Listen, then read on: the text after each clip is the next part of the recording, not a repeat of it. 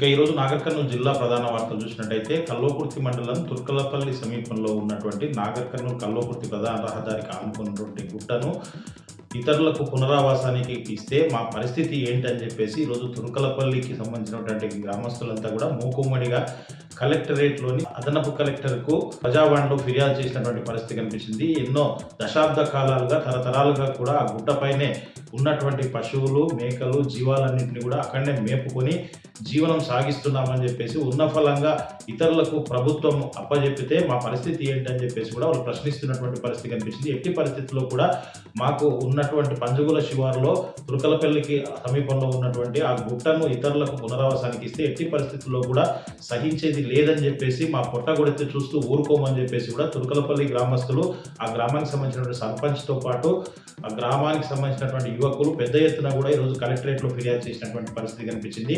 ఒకవేళ అలాంటి ప్రయత్నాలు ఉంటే మానుకోవాలని చెప్పేసి, లేని పక్షంలో పెద్ద ఎత్తున ఆందోళన కూడా దిగుతామని చెప్పేసి కూడా తుర్కలపల్లి గ్రామస్తులు ప్రభుత్వాన్ని, అధికారులను కూడా హెచ్చరించినటువంటి పరిస్థితి కనిపించింది.